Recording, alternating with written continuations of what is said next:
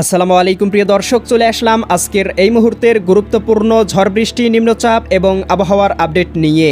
এবার পবিত্র ঈদ উল ফিতরের দিন দেশের ৮ বিভাগের ৬৪ জেলার উপর দিয়ে তীব্র কালবৈশাখী ঝড়, ভারী থেকে অতি ভারী বৃষ্টিপাত ও ভয়ঙ্কর শিলাবৃষ্টি নিয়ে দুঃসংবাদ জারি করল বাংলাদেশ আবহাওয়া অধিদপ্তর।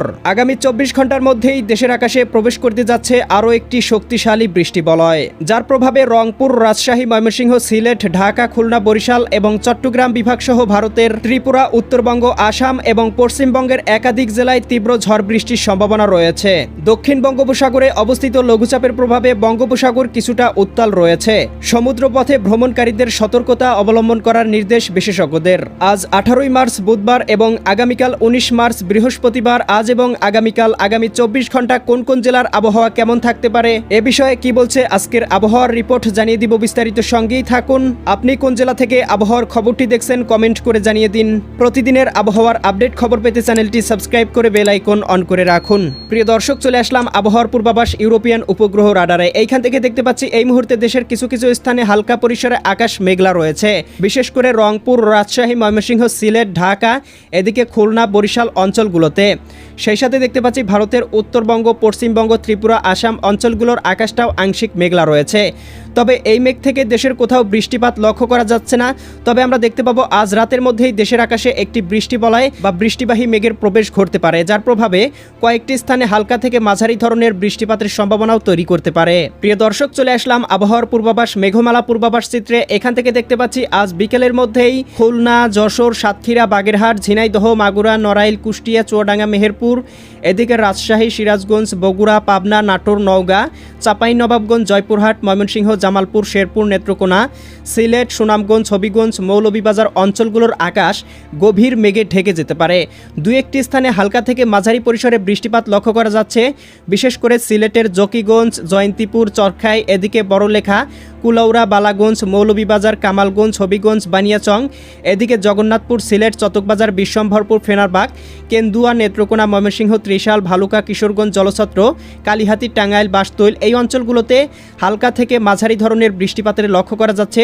সেই সাথে দেখতে পাচ্ছি খুলনা, এদিকে শ্রীকান্তপুর, শ্যামনগর, মোংলা, সাতক্ষীরা, এদিকে রয়েছে অভয়নগর, নড়াইল, যশোর, কটচাঁদপুর, মাগুরা, দামোহদা, মেহেরপুর, কুষ্টিয়া এই অঞ্চলগুলোতেও দুই একটি জায়গায় হালকা পরিসরে বৃষ্টিপাত হতে পারে। সেই সাথে রাজশাহী বিভাগে সিরাজগঞ্জ, এদিকে ভাঙ্গুরা, বেড়া, পাবনা এই অঞ্চলগুলোতেও আকাশ আংশিক মেঘলা এবং হালকা পরিসরে দুই একটি স্থানে বৃষ্টিপাত হতে পারে। প্রিয় দর্শক, আজ রাতের আবহাওয়া মোটামুটি পরিষ্কার চট্টগ্রাম, বরিশাল, এদিকে ঢাকা, খুলনা, রাজশাহী, ময়মনসিংহ, সিলেট। তবে আমরা দেখতে পাবো রংপুর বিভাগের কয়েকটি অঞ্চলে হালকা থেকে মাঝারি ধরনের বজ্রসহ অতি ভারী বৃষ্টিপাতের সম্ভাবনা রয়েছে, বিশেষ করে পঞ্চগড়, দেবীগঞ্জ, শীতলকুচি, জলঢাকা, ভারতের উত্তরবঙ্গ, শিলিগুড়ি, দার্জিলিং, কোচবিহার, ধুবড়ী, আসাম, এদিকে জলপাইগুড়ি অঞ্চলগুলোতে ভারী থেকে অতি ভারী বজ্রসহ বৃষ্টিপাত হতে পারে। এছাড়া দেশের আবহাওয়া মোটামুটি পরিষ্কার থাকতে পারে। শেষ রাত এবং আগামীকাল 19 মার্চ বৃহস্পতিবারের দিকে দেখতে পাবো দেশের আবহাওয়া মোটামুটি পরিষ্কার, আংশিক আকাশ মেঘলা থাকতে পারে। তবে বিকাল থেকেই আকাশে মেঘ বাড়তে শুরু করবে। আমরা দেখতে পাবো রাতের দিকে বৃষ্টিপাতের সম্ভাবনা তৈরি করতে পারে রাত 8টা বা 9টার দিকে। এদিকে ঢাকা, নারায়ণগঞ্জ, মুন্সিগঞ্জ, গাজীপুর, মানিকগঞ্জ, নরসিংদী, টাঙ্গাইল, ফরিদপুর, রাজবাড়ী, মাদারীপুর, শরীয়তপুর, গোপালগঞ্জ, কিশোরগঞ্জ, এদিকে সিলেট, সুনামগঞ্জ, হবিগঞ্জ, মৌলভীবাজার, ময়মনসিংহ, জামালপুর, শেরপুর, নেত্রকোনা জেলাগুলোতে দেখতে পাচ্ছি হালকা থেকে মাঝারি ধরনের বৃষ্টিপাতের সম্ভাবনা রয়েছে।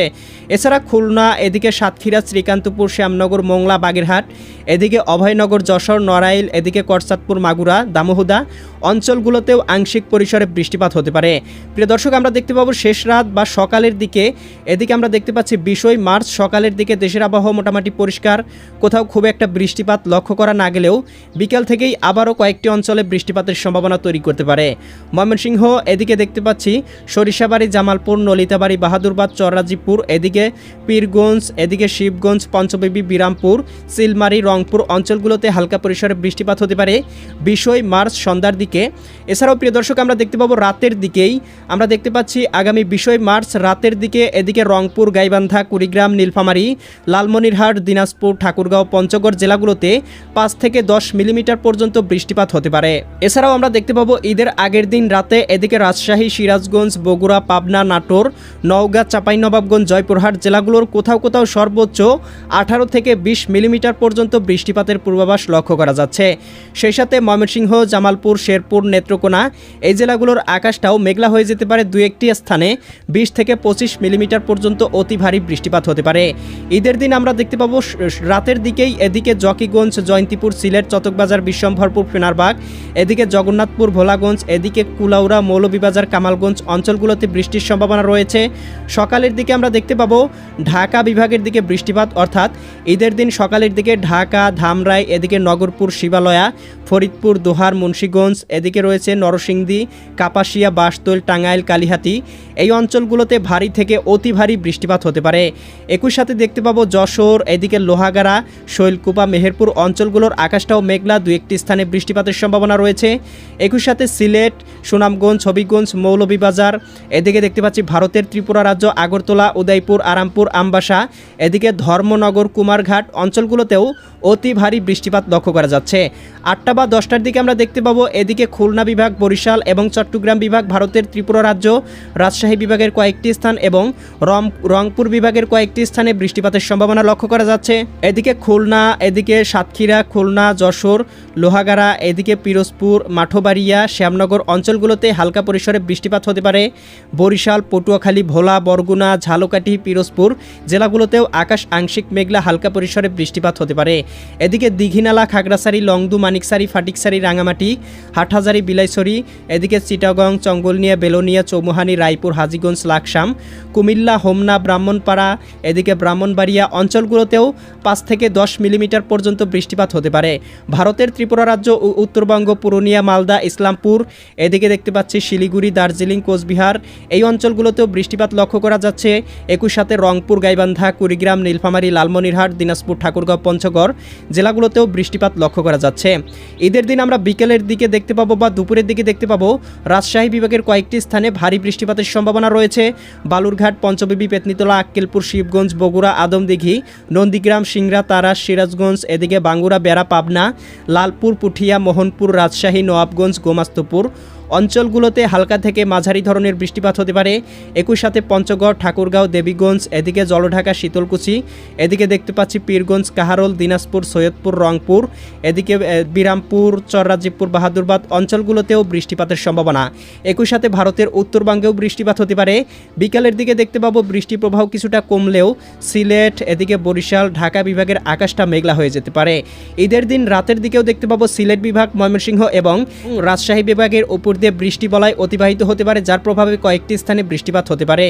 শেষ রাতের দিকেও এদিকে ময়মনসিংহ এবং সিলেট বিভাগের কয়েকটি স্থানে বৃষ্টিপাত হতে পারে।